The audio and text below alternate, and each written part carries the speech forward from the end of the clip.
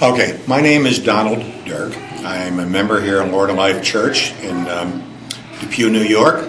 I've been a member here for almost 20 years. I do some volunteering within the church and also some beyond the church walls here. My volunteer activity here at Lord of Life Church is in the adult daycare center. The adult daycare consists of an 8 to 10 hour facility 6 days a week, and most of the residents are women, about 90%, and there's few men. And another fellow in our church here started a men's discussion group 1 day a week on each of the different days. So there's a meeting with a Monday group, a Tuesday group, and the Wednesday group, and so on. So it takes place throughout that time. And it's roughly about an hour. And I first got involved with this group with Skip Colby is his name, because I thought Skip needed some help. Skip is in his late 80s right now, and I thought he might need some help. And as I joined the group and saw what was going on regarding discussions and just guy talk is what it is, reminiscing from the past, remembering war stories, talking about school, talking about first girlfriends, talking about things that really struck a chord in my heart regarding needs of guys and just the ability of guys to communicate, even though it's reminiscence, in reminiscence. And that really got me to the point that I wanted to come every time. It wasn't just to help Skip with the group, not that he needed help, but I wanted to be a regular participant. And Skip, over the next couple of weeks and months, gave me his schedule, and I'm now a regular in attending that discussion group. And now we've gotten a third fella involved in that discussion group, but it's still known as Skip's discussion group. I think the thing that really strikes my heart in this is the fact that I often leave those meetings feeling better than I'm sure whatever I may be able to bring to that particular individual. This has been a pattern in my volunteer activities over the past 12, 13 years since I've been retired in the teaching school. I noticed that some of the volunteer activities where I'm directly involved with an individual, such as I drive for the Cancer Society, so I'm taking clients to their radiation or to their chemotherapy sessions.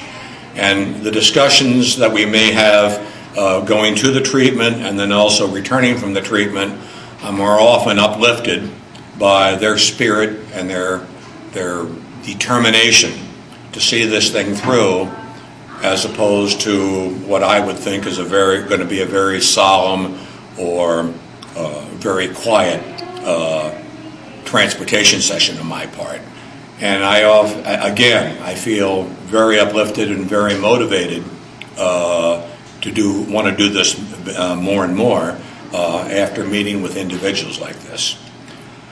One of the other activities I'm involved in also is I volunteer at a shelter downtown 2 or 3 times a month.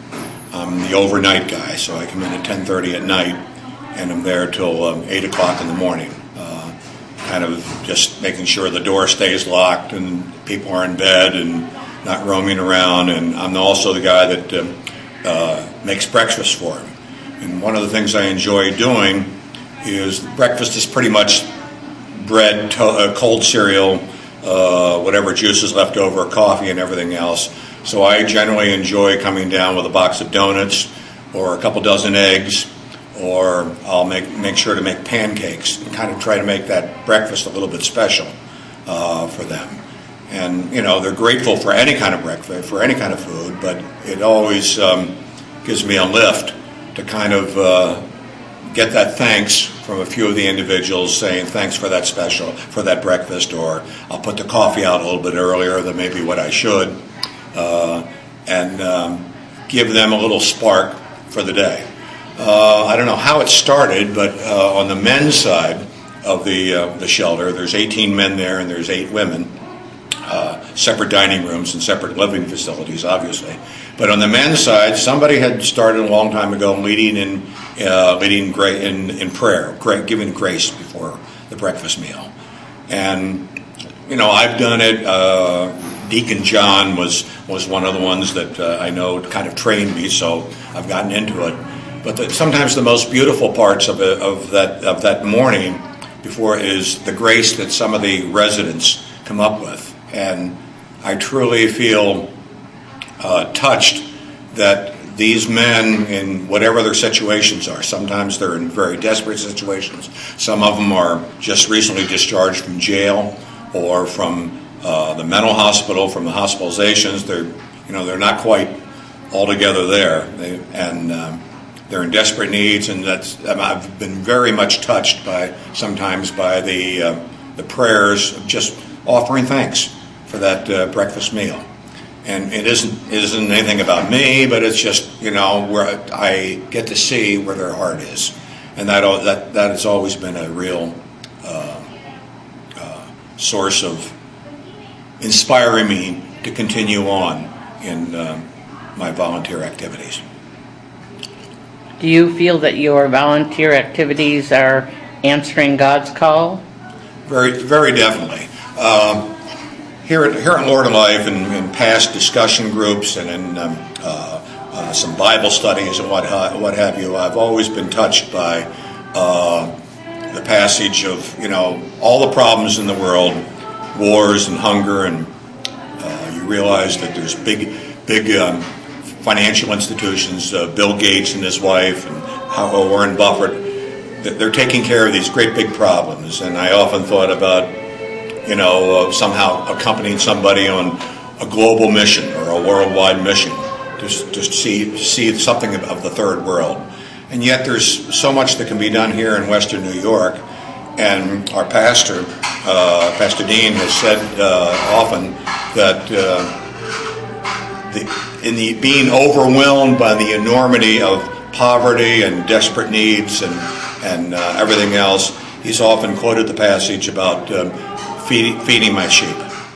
And I've really kind of taken that to heart, and that kind of keeps me centered on not getting distracted or going off on a tangent in trying to solve all the world's problems. It's a matter of just taking one problem at a time and having an impact perhaps on one individual or a small group of individuals, and that has kind of kept me going on